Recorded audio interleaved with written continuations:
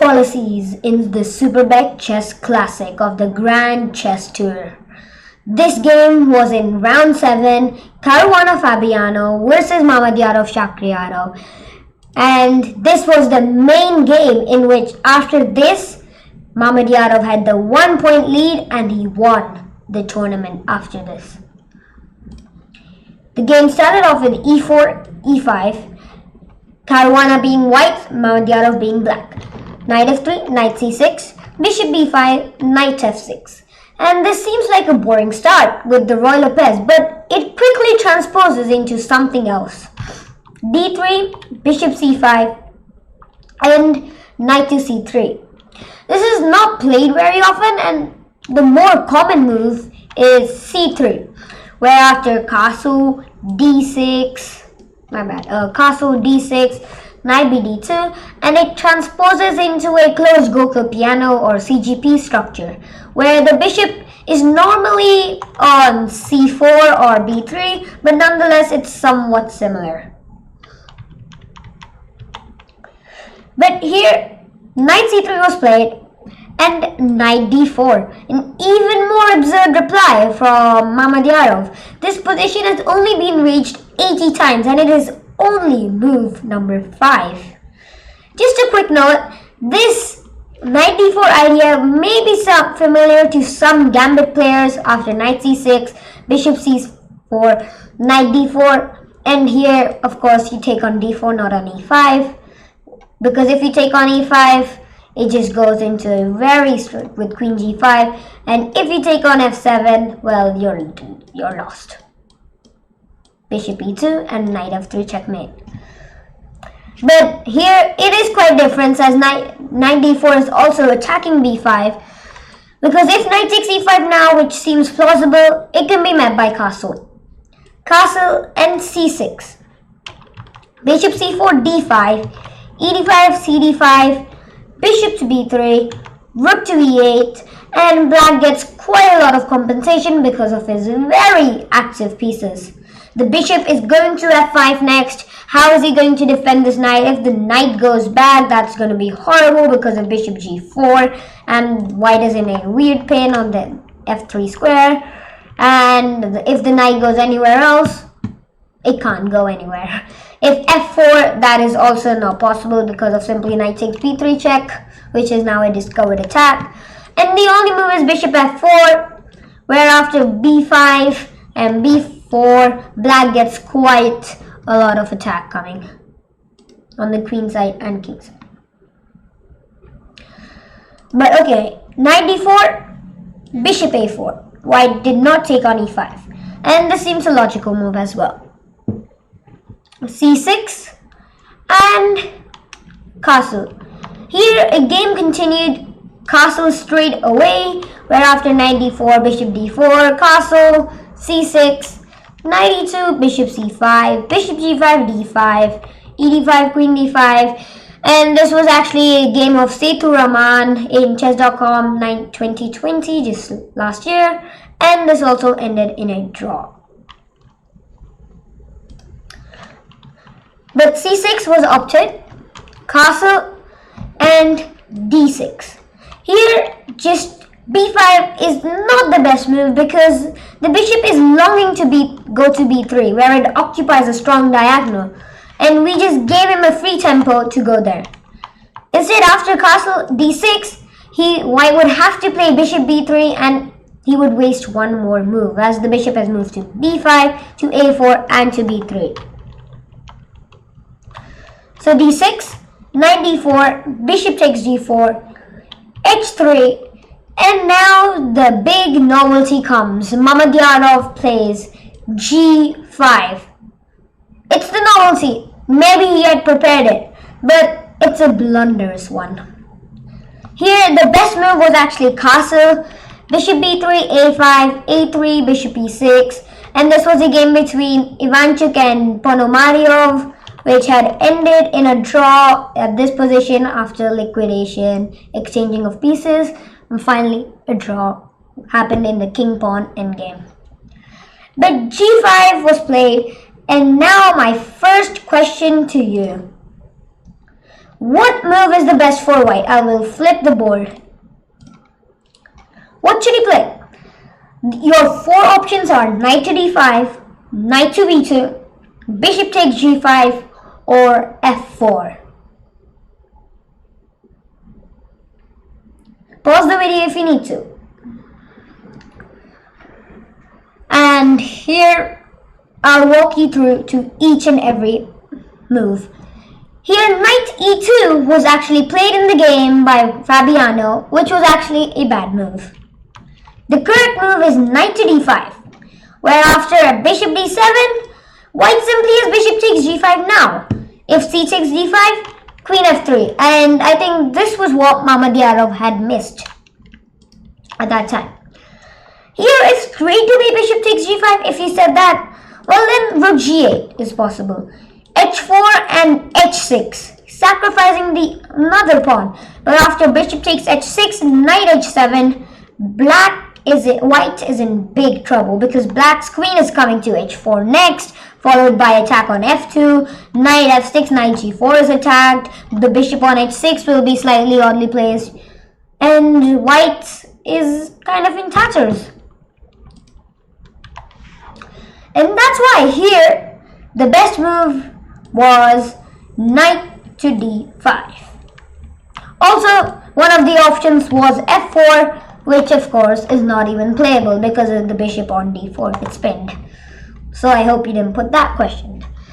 But yeah, knight d5, best move. If knight e2, which happened in the game, black simply responded bishop b6. Black wants to preserve this bishop because it will be a vital piece in attacking with g4, g3, and this f2 pawn is actually pinned. And here c3 was tried by Caruana. But the best move, according to me, was bishop b3. After rook g8, bishop e3. Knight h5, bishop takes b6, a6, b6, and d4. And it will be white who is trying to get counterplay and counter-attacking black. Though yes, black does have possibilities with g4 or knight f4, white also has a bishop on b3 aimed right at the f7 pawn, which can soon be exploited after knight to c3, queen f3, attacking h5, attacking f7, and this would be very complex. Here, if knight g3, and Mamedyarov said in the post-conference that knight g3, rook g8, c3, g4, h4, and now a stunning move, knight to h5. I'll flip the board. And white is in actual trouble. If knight takes h5, well, queen takes h4. Knight g3, well, that's not possible. Queen takes g3. It's pinned. That's the main point of this black bishop on b6, which is a monster right now. d4, simply queen h4 again. And now that the black bishop is blocked, the black queen had to come back, and he's also a pawn up. g3 is coming. It's game over. Any other moves after knight h5 is not possible. Here knight g3 has to be played because any other knight sacrifice would just result in black just taking the knight and then going with the plan of g3 next. That's why c3. White is preparing to play d4 next and block this black bishop forever. And now rook g8. Here again, if bishop takes g5, the same idea with rook g8 is possible. h4, h6. Bishop takes h6 and knight h7 is possible. Or knight takes e4 is possible. D takes e4, queen takes h4. Black is playing with the momentum. Bishop takes f2 is threatened. The bishop is threatened. Bishop h3 is coming. Queen h3 is coming. This is simply too much. c3, rook g8, d4, and knight takes e4. If g4, then simply h4 is there.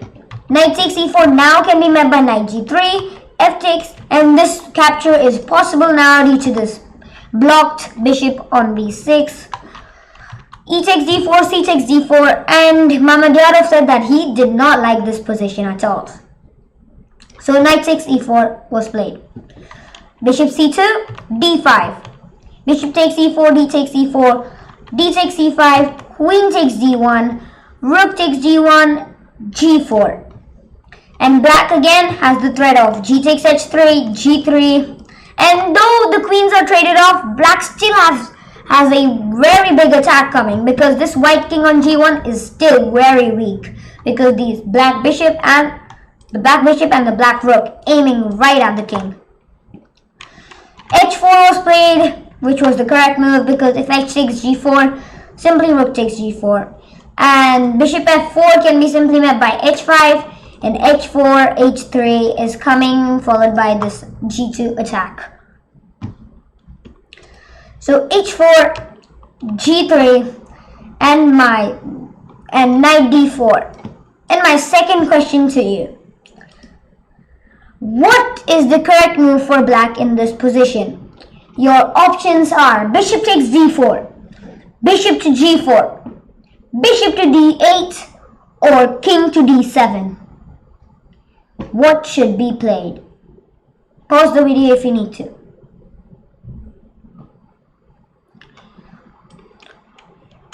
Here, Mamedyarov found the best move, which was bishop to d8. What's the plan? Bishop to d8 is simply attacking h4, and most likely this is what Caruana missed.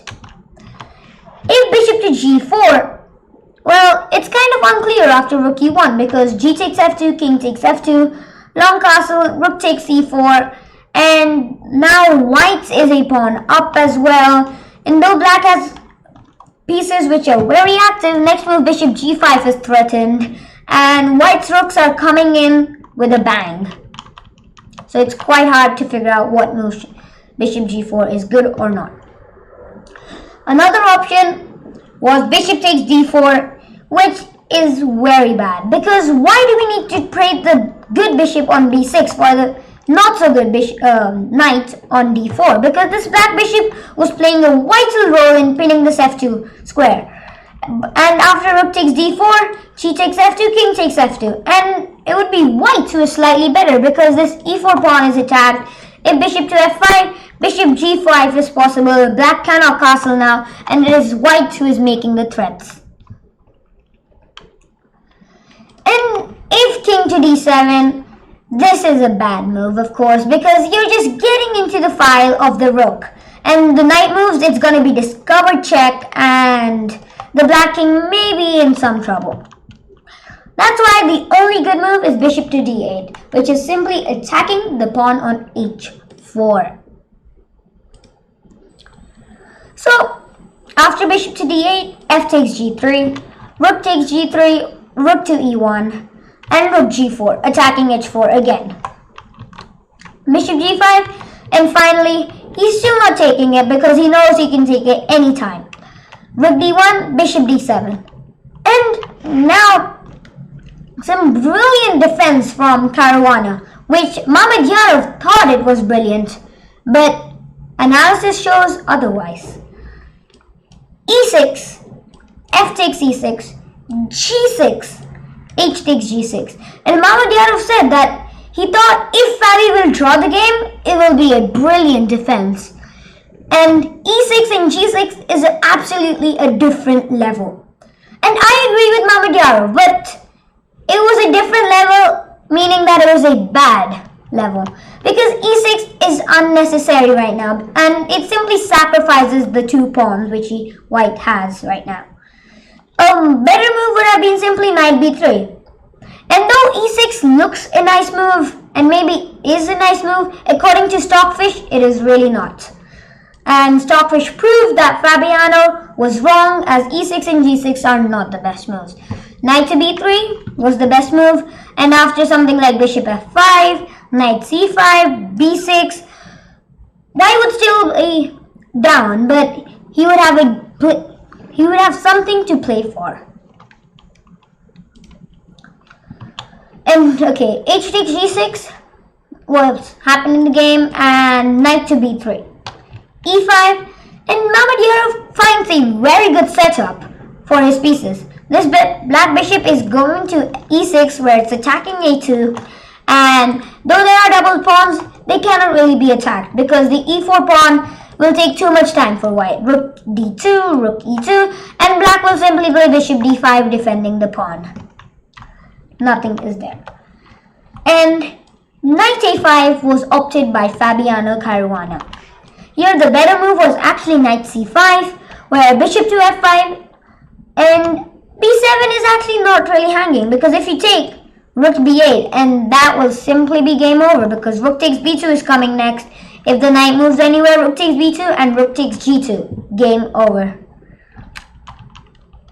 But after that, white didn't have to take, of course. He could simply just go back and he would have waited for what black wants to do next. But knight b3, e5, and knight a5. Bishop e6, rook d2. Rook b8 defending the pawn, b4. So white is hoping for counterplay. King f6, a4. Rook g3, and rook takes e4. Here Mamedyarov had suggested rook f2 check, bishop f5, rook takes e4, just adding the rook f2 check as the move. But even after king e6, rook c4, black still wins because of b6, simply. Knight takes e6, king d5. The rook has to move somewhere, and if he takes the b8, king takes e4, and this e-pawn has just gonna run down the board because this white knight cannot come in time to support it. So rook takes e4, but bishop d5 simply. Rook to h4, rook takes e3. Rook h7, attacking b7. So how should he defend it? Simply b6. And now a very nice idea from Fabiano. Knight takes c6. It does win a pawn, but it doesn't do anything that much. And though it was a little trap for Mamedyarov, he correctly didn't fall into it. Simply bishop takes c6. If rook takes c6, it's after rook takes d5, white's rooks are very active. Next move, rook d7 is coming, and this a7 pawn is weak, and it's unclear about who is better right now. But simply bishop takes c6, and white had aimed rook c7 and pinning the bishop, but simply rook c1 check. King f2, rook f8. We are threatening king e6 and another discovered check. b5 happened in the game, king e6, rook c3 check, king h2, and now a nice liquidation, rook h8 check. King g1, rook h1 check. King takes h1 and bishop takes g2 check. Here just if king f2, simply rook f1 again, and he has to take sometime. If king e2 here, bishop takes b5 check is simply winning. E takes b5, rook takes c7, king takes f1, and simply rook c5 winning the b5 pawn and the game. But rook h1, Fabi took on h1, bishop takes g2, rook takes g2, rook takes c7, rook takes g6, king d5, a5, king c5, ab6, ab6, rook e6, rook takes c5 check, rook c5, and now after rook e1, black simply blockaded the white king on h1, and now it cannot come out of this g file, and simply the black king and the pawn will just run down the board. An example could be simply if rook b1 check, king c5, rook check, king d4 here, and now b5 check. Okay, king c3, rook b1, simply king c2, rook has to move somewhere, and finally b4, b3, b2, b1 queen, and the white rook cannot do anything to stop it. So that's why in this position Caruana resigned, giving Mamedyarov a full 1 point lead over the rest of the crew, and finally Mamedyarov won the game after 2 theoretical draws, and none other players could reach up to him. Well, that was it for me. Hope you liked the video. Bye.